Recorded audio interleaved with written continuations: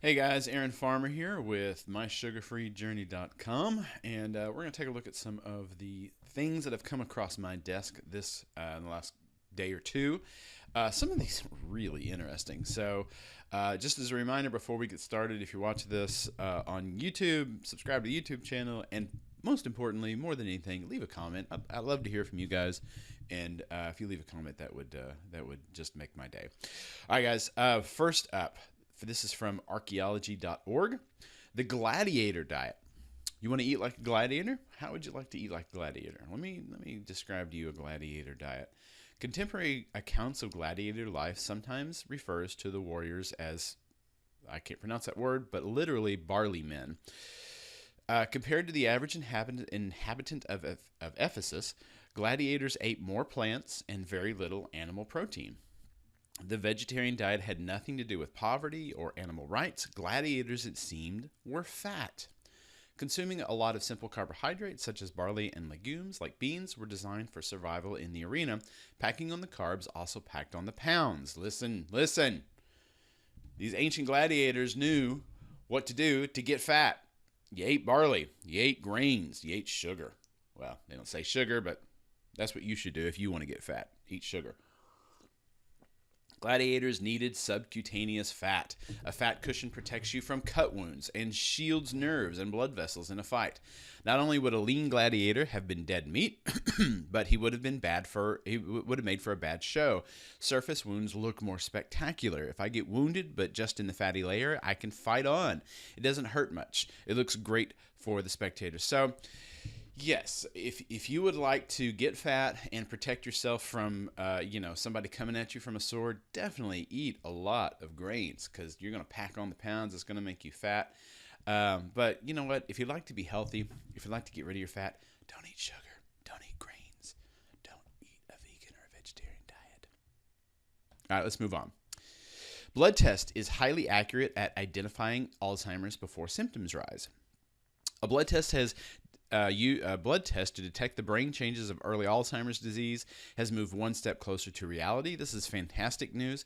Researchers report that they can measure levels of the Alzheimer's protein amyloid beta in the blood and use such levels to predict whether the protein has accumulated in the brain. So the same protein that is accumulating in the brain is going to show up in the blood. This is good news. When blood amyloid levels are combined with two other major Alzheimer's risk factors, age and the presence of the genetic variant ApoE4, people with early Alzheimer's brain changes can be identified with a 94% accuracy. That's amazing. That is amazing. So ApoE, and it's just for when you combine it with ApoE4, which already makes you genetically, more susceptible to Alzheimer's. I can't wait to see, because people with other genetic variants obviously can get Alzheimer's. The next thing that we need to do is, if you don't have the ApoE4 variant rather, what's the accuracy level of this test? I don't know that right now, but that's very, very interesting. And it just shows you how, fast the science on this is progressing because we need a test to be able to see if you're more susceptible to Alzheimer's before you actually get Alzheimer's. Now, obviously, one of these tests already exists. If you already have the ApoE4 genetic variant, your chances of getting Alzheimer's goes up dramatically. But listen, the risk of repeating myself, because I think I say this on almost every video, the risk of getting Alzheimer's goes up dramatically if you eat a standard American diet. If you eat a diet that spikes your insulin multiple times a day and causes insulin resistance in your brain, that's what Alzheimer's essentially is. For most people, is it's insulin resistance in your brain. If you're concerned about Alzheimer's, especially if you already have the ApoE4 genetic variant, don't eat things that spike your insulin. All right, let's move on. A ketogenic diet is acceptable in women with ovarian and endometrial cancer and has no adverse effects on blood lipids. So this was interesting because they were looking at the ketogenic diet for women with ovarian and endometrial cancer, but it didn't actually measure the effect of the diet on the cancer. It just measured if people could stick to it and if and the blood lipid levels, which I thought was interesting. So just real quick, ketogenic diets are emerging as effective therapies for several chronic diseases, and it's nice that they admit that from the beginning, including cancer, because that is still a controversial subject.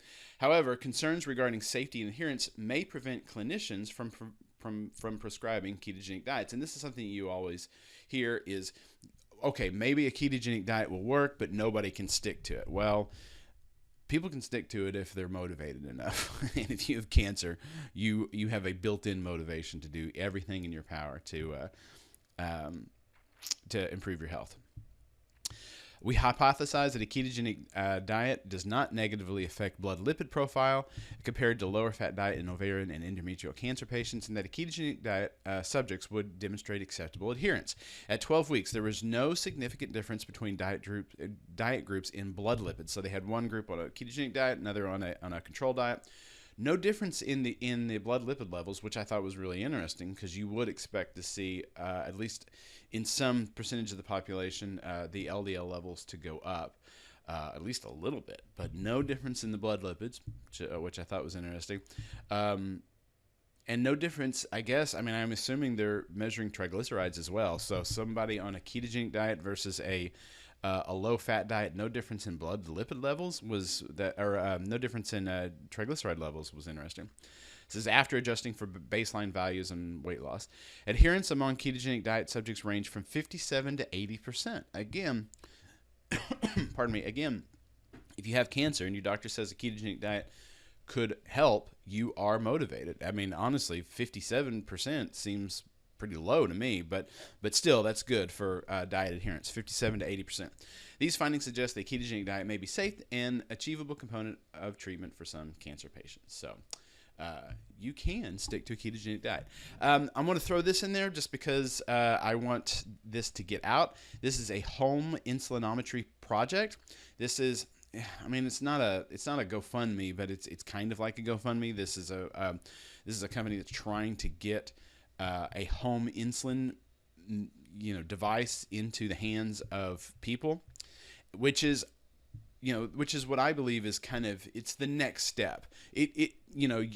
What your insulin does when you eat certain foods is probably the most important piece of dietary information you need. We have blood glucose levels and we can measure that, but we're measuring blood glucose as a proxy for insulin. But if we can measure insulin directly, then that will be the next thing. Because I have questions, like when I don't really drink diet drinks or diet like soda anymore. But when I do, on those rare occasions when I do, I'd like to know that, I'm not spiking my insulin, because I think I am.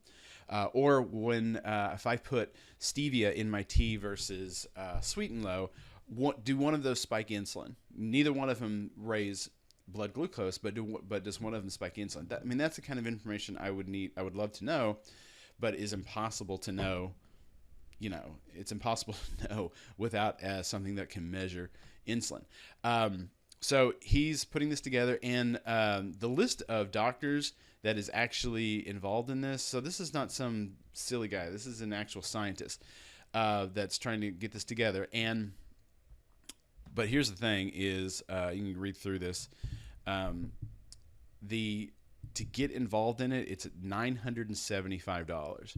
So this is $975, and you agree to send a lot of your data to them. So if you have an extra $975 and you'd like to help some scientists get to the next stage of the home medical device that we need to really monitor our health, you might consider doing this. If you don't have $975, well, then you're going to be like me and just sit back and wait for somebody else to do this. All right, Impossible Burgers. So Impossible Burgers are about to be in all of the Burger Kings. And I love this. Impossible Burgers touching beef Whoppers have vegans on alert. What is going to happen if a vegan eats an Impossible Burger that has touched a Whopper? Well, of course, they will lose all of their vegan superpowers. They won't be allowed into all the cool vegan clubs. I mean, this is going to be terrible for these vegans. So these vegans are worried about Impossible Burgers touching beef Whoppers, and of course being cooked on the same grill. Look at that delicious Whopper. Being cooked on the same grill as Whoppers, as beef Whoppers, and it's so silly.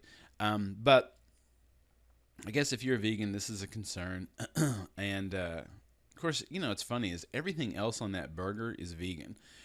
All the that bun that's highly processed, they got vegetables, lettuce, tomato, the ketchup that's full of sugar, the mustard, the mayonnaise that's got all those seed oils in it, and then they put the one thing that's actually good, the one thing that actually is somewhat healthy, the beef bun, and they replace it with basically a soy patty. Vegans, stay away from the Impossible Burger. It is not good for you. If you want to be a vegan and eat produce, go do that. But man, don't eat a hamburger. Finally, this is very important to me. Most of you that follow me on the podcast on anything know that I have a special place in my heart for Vinnie Tortorich. He was really kind of the first voice that I heard in the low-carb movement. I love Vinny. I love his work. His documentary, Fat, a Documentary, is out. You can get it on iTunes. You can get it on Amazon. It's only $4 to rent, so you can rent it for 48 hours and watch it. I've started to rent it last night and watch it, but I couldn't keep my eyes open. So I'm going to watch it tonight with me and my wife. But if you have Prime Video, it's $4 to rent, $10 to buy, or you can buy it on Blu-ray for $12.54. Go to iTunes and search Fat, a Documentary. Like I said, I love Vinny. I love his work. And so anything that I can do to support him is fantastic. Guys, go check out Fat, a Documentary, out everywhere now. All right, guys, I appreciate you watching, and we will talk to you next time I do a video. Bye-bye.